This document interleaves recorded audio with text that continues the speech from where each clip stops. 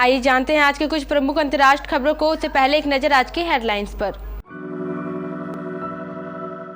निर्मला सीतारमण बोली, कैसे कह सकते हैं चुनावी बजट, कोई भी योजना पीएम और सीएम की नहीं होती। विक्टोरिया गौरी को जज बनाने पर सुप्रीम कोर्ट में सुनवाई आज। सीजेआई ने कहा सामने आए हैं नए तथ्य। महंगाई की एक और मार, रोडवेज बसों के किराए में भारी इजाफा। हिंडन रोड पर राइफल लहराने और गोली चलाने के आरोप में 5 लोग गिरफ्तार। अडानी मामले पर संसद में चर्चा नहीं चाहते पीएम राहुल गांधी, बोले कौन सी शक्ति है उनके पीछे। बिहार में जंगलराज की वापसी, छपरा में युवक की मौत पर एडीजे ने दी सफाई। तुर्की सीरिया में प्रलय से महाविनाश से 3400 से ज्यादा लोगों की मौत, 2500 घर जमीन दोज। अचानक बढ़ गए सोने के भाव। बिग बॉस से निकलने के बाद सुम्बुल का हाल बेहाल। बॉर्डर गावस्कर ट्रॉफी से ठीक पहले ऑस्ट्रेलिया कप्तान का बड़ा फैसला, अचानक किया संन्यास का ऐलान। वित्त मंत्री निर्मला सीतारमण ने बजट आज तक कार्यक्रम में शिरकत की और उन्होंने देश के बजट की बारीकियों पर बात की है। मनरेगा के आवंटन में भी हुई कटौतियों पर उन्होंने कहा है कि ये स्कीम डिमांड के हिसाब से चलती है। अगर आने वाले समय में डिमांड बढ़ेगी तो इससे बजट में भी इजाफा किया जाएगा। ऐसा पहले भी हो चुका है। वित्त मंत्री ने कहा है कि अगर आप सिर्फ मनरेगा के आवंटन पर ध्यान दे रहे हैं तो आप बहुत चीजों को नजरअंदाज कर रहे हैं। वित्त मंत्री ने कहा है कि पीएम आवास योजना के बजट में 66% का इजाफा किया गया है। Supreme court Madras high court के वकील लक्ष्मण चंद्र विक्टोरिया गौरी को जज बनाने के खिलाफ दायर याचिका पर मंगलवार को सुनवाई के लिए तैयार हो गया है। सोमवार की सुबह जब शीर्ष कोर्ट के सामने यह मामला आया तो कोर्ट ने 10 फरवरी को सुनवाई करने की सहमति दी थी। मद्रास हाई कोर्ट में कुछ वकीलों की ओर से दायर याचिका का दोबारा उल्लेख वरिष्ठ वकील रामचंद्रन ने chief justice DY Chandrachud, justice PS Narasimha और जस्टिस जेबी पारदीवाला की पीठ के सामने किया। उन्होंने कहा कि केंद्र के कॉलेजियम की सिफारिश को मंजूरी देते हुए गौरी की मद्रास हाई कोर्ट में अतिरिक्त न्यायाधीश के रूप में नियुक्ति की अधिसूचना जारी कर दी गई है। ऐसे में इस मामले की त्वरित सुनवाई की जाए। उत्तर प्रदेश में सोमवार से रोडवेज बसों का किराया बढ़ा दिया गया है। बसों के किराए में लगभग 24% की वृद्धि करने का फैसला लिया गया है। नई दरें सोमवार आधी रात को लागू होगी। किराया बढ़ाने का फैसला राज्य परिवहन प्राधिकरण ने लिया है। यूपीएसआरटीएस ने किराए में बढ़ोतरी की वजह डीजल का महंगा होना बताया है। बोर्ड ने बताया है कि इससे पहले 2020 में रेट बढ़ाए गए थे जब डीजल सस्ता था, और अब जब डीजल 9 रुपए के करीब है तो बसों में 25 पैसे प्रति किलोमीटर का इजाफा हुआ है। अभी तक रोडवेज बसों का किराया 1.5 रुपए प्रति किलोमीटर था, लेकिन आज से नया किराया 1.30 रुपए प्रति किलोमीटर हो गया है।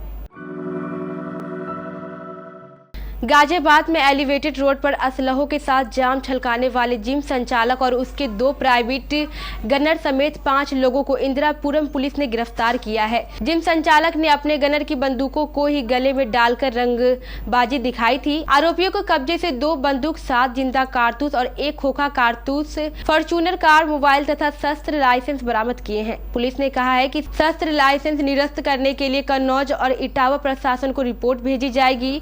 वहीं ड्यूटी में लापरवाही बरतने पर 2 पुलिसकर्मियों को भी लंबित किया गया है। गौतम अडानी मामले में कांग्रेस के पूर्व अध्यक्ष राहुल गांधी ने पीएम मोदी पर निशाना साधा है। उनका कहना था कि पीएम नहीं चाहते हैं कि संसद में इस मामले पर चर्चा हो, लेकिन देश को ये पता तो चलना चाहिए कि अडानी के पीछे कौन सी शक्तियां काम कर रही है। उनका कहना था कि वो 2-3 साल से अडानी का मुद्दा उठा रहे थे पर सरकार नहीं सुन रही थी। राहुल गांधी ने कहा है कि सरकार पूरी कोशिश करेगी कि संसद में अडानी मुद्दे पर कोई चर्चा न हो, लेकिन सरकार संसद में इस पर चर्चा की अनुमति देनी चाहिए। बिहार के छपरा में एक व्यक्ति की निर्मम हत्या के बाद इलाके में तनाव फैला हुआ है। मामले में मृतक के पिता ने स्थानीय पुलिस पर आरोपियों को बचाने का आरोप लगाया है। उनका कहना है कि यह हत्या वर्चस्व जमाने के लिए हुई है। इसको लेकर अब बिहार के एडीजी जीएस गंगवार को प्रेस कॉन्फ्रेंस कर सफाई देनी पड़ी। एडीजी ने कहा है कि यह आरोप गलत है, हमने निष्पक्ष कार्रवाई की है। दरअसल 2 फरवरी की शाम 4:30 बजे छपरा के माझी थाना क्षेत्र में विजय राय और अन्य ग्रामीणों में आपस में झगड़ा हुआ था। इस दौरान कुछ लोग भागने लगे, जिसमें अमितेश कुमार सिंह को पकड़कर कुछ लोगों ने पीट दिया और उनकी मौत हो गई। तुर्की में सोमवार को एक के बाद एक भूकंप के 3 झटके से देश दहल गया है। अकेले तुर्की में अब तक 1651 लोगों की मौत हो चुकी है और सीरिया में भी मौत का आंकड़ा 1000 पार हो गया है। इस भूकंप की वजह से तुर्की में 11000 से ज्यादा लोग घायल बताए जा रहे हैं। तुर्की में सोमवार को भूकंप के 3 झटकों से दहशत फैल गई है। सोमवार शाम को तुर्की में भूकंप का तीसरा झटका आया। रिक्टर पैमाने पर इसकी तीव्रता 6.0 रही। यह बीते 24 घंटे में तुर्की में आया तीसरा भूकंप है। भूकंप से 2818 इमारतें जमीन दोज हो गई है। मलबे के भीतर से अब तक 2470 लोगों को बचाया गया है, लेकिन अभी भी हजारों लोग मलबे में फंसे हुए हैं। बता दें, बड़े पैमाने पर राहत एवं बचाव अभियान जारी है।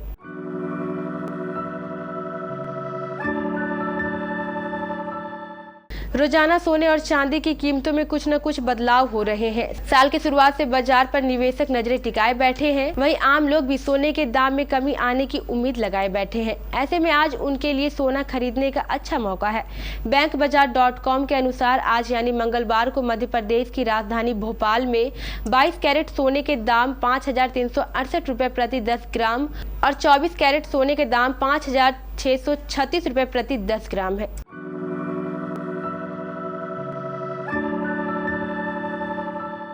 4.5 महीने के लंबे इंतजार के बाद अब कलर्स का सबसे विवादित शो बिग बॉस 16 अपने अंतिम पड़ाव की तरफ बढ़ चुका है। ये इस सीजन का आखिरी हफ्ता है, जहां जनता के प्यार और वोट्स के आधार पर प्रियंका, अर्चना, सालिन, शिव, MC स्टैन और निमृत टॉप 6 में शामिल हुए हैं। वहीं दूसरी तरफ ग्रैंड फिनाले वीक के एकदम करीब आकर सुम्बुल का सफर बिग बॉस में खत्म हो गया। अब हाल ही में सुम्बुल तौकीर का एक वीडियो इंटरनेट पर तेजी से वायरल हो रहा है, जिसमें बिग बॉस के घर से निकलने के बाद उनका हाल बेहाल नजर आ रहा है।